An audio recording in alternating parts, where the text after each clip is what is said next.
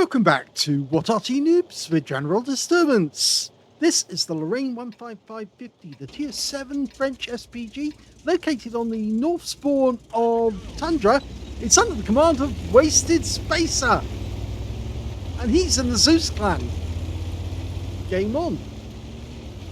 Well, it's a 155mm howitzer. It's capable of 630 alpha, and it will penetrate through 14mm of armor, and it's got a 7.6 meters burst radius and between 11 to 22 seconds of stun. It's also quite a fast starting. It does 60 kilometers an hour, and the reason for that obviously is that it was based on the Lorraine 40-ton tank, and unfortunately because that Arty never got put in, well, that tank never got put into production, neither did the Arty, which is why it wasn't exactly a failed Arty. Although they did modify the original design, and that's how you got the 15551, it was in fact failed because they didn't make the tank that goes with it. A bit like the Object 261. They didn't make any IS-7s, and therefore the 261 didn't get built either. Well, we're aiming on... Oh, that was a direct hit there. He just struck one of the enemy tanks that was just around the corner, who was hiding in the bush. Okay, now, reload time by the book is 28.57 seconds. You can see 24.73 here, and you can see the WastedSpacer is cycling through the different tanks very, very quickly to try and find another lucrative target. Lands that one right next door to the SU-100M1, but he's now looking for another target. Now, as many of you may know, it's also a technique which I also use. If you want to get a Confederate medal, then sometimes it helps to hit as many enemy tanks as you can in a shorter time as possible. That sometimes means leaving a target that you would easily hit and going after something that is on a different side of the battlefield, where you can actually then have another tank that you've struck, which your other teammates are going to finish off. Now we can see that there are enemy tanks there. There's an IS-6B. Now if he can land a shell on that guy, he might be able to help the T-10, but the T-10 unfortunately went down to the tanks that were up on the hill already, but on the other side. And the IS-6B, well, he's firing at our guys on the hill. Now he's loaded and he's just dialing in. In fact, he's cycling through the tanks very, very quickly indeed. Okay, so now he's on the western pass, and there are two tanks here, a Super Pershing and Type 68. He keeps looking as if he's going to go for the Type 68, but he's going for the Pershing. Rounds out. Oh, that was a direct hit! And he stunned him quite heavily. And he's found another target already. Okay, he's looking at the Type 68 because he can definitely hit that guy. And he only needs one shell to do that. Most of the tanks we're losing on the other side of the battlefield, not over here. Rounds out, another hit, and that was a good one. That was 342. Yes, it's a non-penetrating shot, and unfortunately we just lost the Super Hellcat to that Type 68. In fact, our CC-1 Mark II has made a bit of a, well, that's a bit of a rash decision to do what he did, because he's now gone over and he is going to lose hit points. Unfortunately, in that position, it's 2 versus 1. And a nice hit there on the Type 68, trying to help the CC-1 Mark II to overcome that Type 68. And there he goes. And the CC-1 Mark II did get him, so that helps towards his Confederate total. Okay, the T-26E4 Pershing has already been hit once, and now we've got an RU-251 behind him, and he's caught in a crossfire. And all he can do is try and back up, but the RU-251 is going to plant one in his side, and he's out the game, and he got the stun assist off that one too. So you can see he is racking up the stun assist and also the damage, and he's also collecting a large number of enemy tanks that he's struck, which means the Confederate is almost a certainty. Go for it again, IS-3. Yep, he counts that one as well.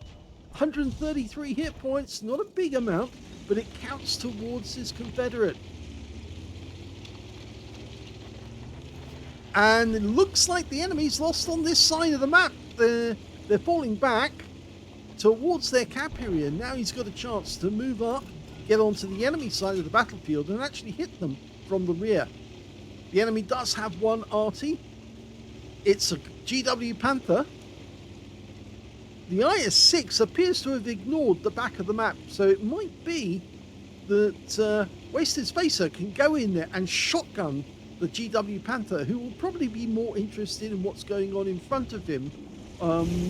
Yep, we can get past this guy. We didn't see the GW Panther at all, no traces coming out. So he could go around this corner and find that the enemy Arty is directly in front of him.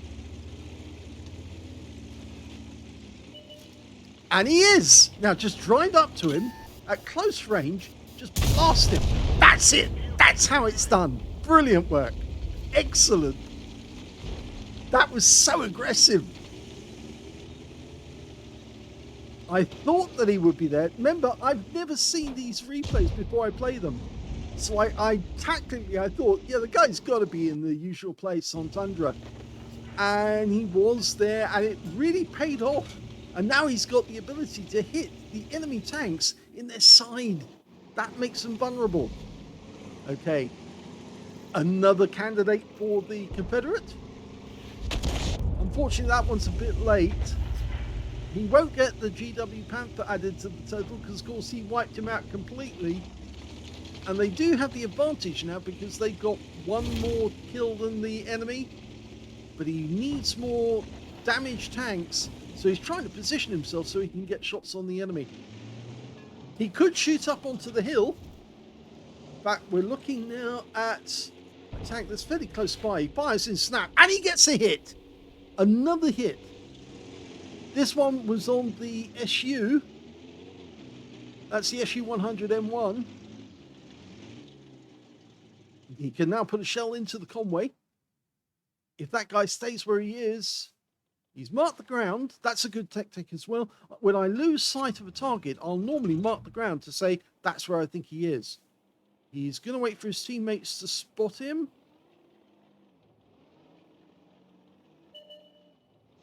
Okay, there's the Conway.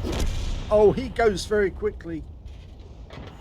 There's the SU-100, rounds out, went long. Unfortunately, because it wasn't actually on the vehicle, it was going to go long. The vehicle should have stopped it. But the P-44 Pantera and the G-Saw are in a place where they might be able to hit him.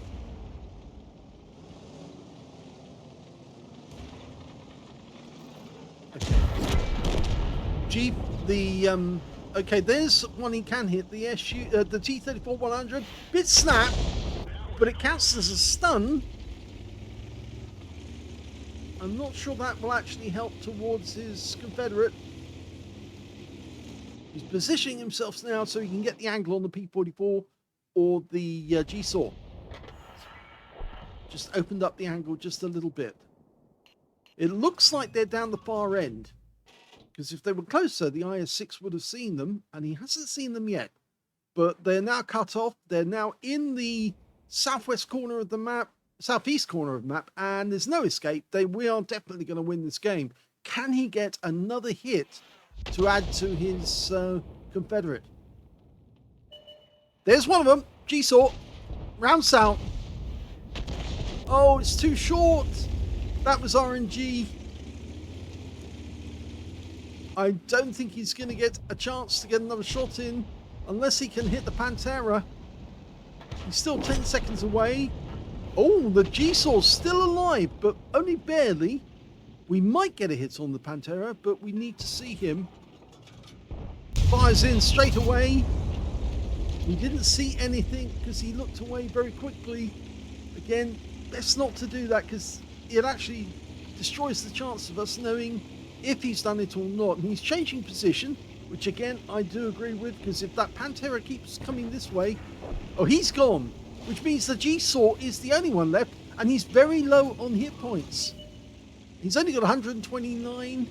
We've started capping. I don't know why, because we really don't need to cap. This G-Saw is going down one way or the other. If he comes up this end to shoot at us, then, or shoot at whoever's in the cap, he's going to get a nasty surprise. In fact, you can see the M12 is still firing in at the G-Saw in the hope of getting something at him. And you can see now WastedSpacer, oh, he was driving in to do a shotgun, but he's missed out on the chance, which is a pity because it could have been a good kill. Here's the end of battle results, and that was an ace tanker game for WastedSpacer of ZEUS in the Lorraine 15550. He managed to get a bruiser medal for getting at least 5 critical hits. In that one, he managed to get 11. He also picked up a Confederate medal, just as I thought he was going for it. And yes, that means he hit at least 6 enemy tanks that his teammates then killed afterwards. And in fact, actually, he did do a nice job with that. Win 8 was 3,990, which is Super Unicum standard and a bit more. Let's have a look at team score. Well, this is quite interesting because the G-Saw, that little light tank, managed to get 3,612 hit points of damage, but he didn't get the high caliber. It was a tier 9 game. Second highest damage went to the CC1 Mark II, made that audacious move to take on 2 enemy tanks at the same time, and it succeeded. He got 3,012 hit points, and in third place, we've got WastedSpacer in his Lorraine 15550. Remember, that's a tier 7 in a tier 9 game, and yes, he got 2,513 hit points of damage. When it came to kills, we can see that, yes, he didn't get the highest number of kills, but the highest number actually went to the CC1 Mark II and the Forest Spirit. They got 4 kills each. 3 kills went to the Yak Tiger on our team and the G-Saw on the enemy team. And WastedSpacer only got the 1 kill, unfortunately. But when it came to base XP, you can see he's a lot higher up the table because, of course, he was tier 7 and he was hitting tier 9 opponents. The highest amount went to the CC1 Mark II, the tier 9. He got 1,166 base. 1,125 went to the Forest Spirit. He's tier 8. And in third place, we've got, yes, WastedSpacer with 1,072, and he was tier 7. So tier 7, tier 8, tier 9. And of course, it's because you get more XP for hitting higher tier opponents. And that really does make a difference in the long run. Even though this guy got the most damage out of those 3, he was, in fact, being caught up because these guys were hitting higher tier opponents and getting extra XP every time. Anyway, when it came to details, 16 shots fired, 7 direct hits on the enemy, 2 of them penetrated, and 9 splash. Well, of course, one of the ones that penetrated was definitely that GW Panther. It was a very aggressive move, very bold move.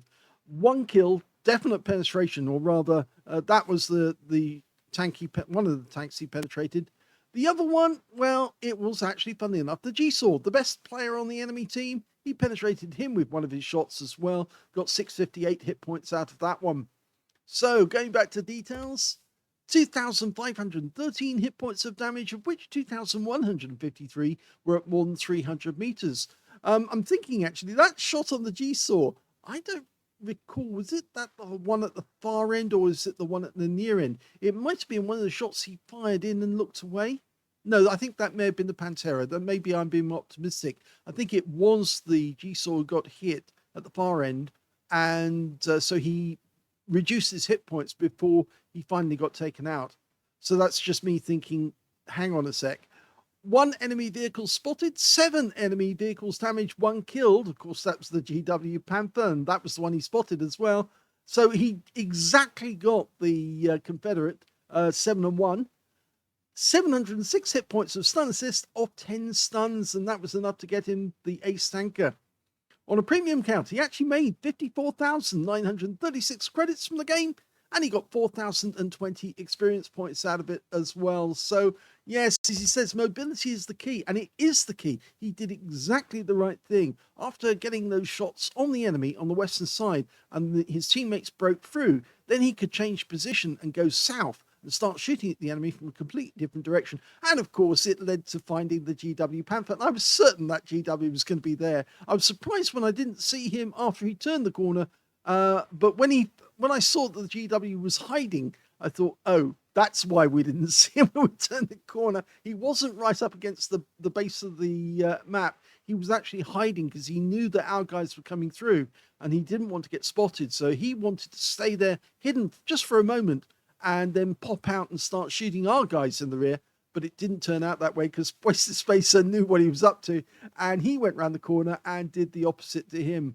In fact, he did it further away than I thought he would. I personally would have driven right up to the GW and shot him at point blank range to make absolutely certain of killing him. Of course, that probably would have meant that I would have taken some splash out of that kill, but it's just so much more satisfying when you drive up to an enemy tank and just dirt them right in the side with a 155mm howitzer.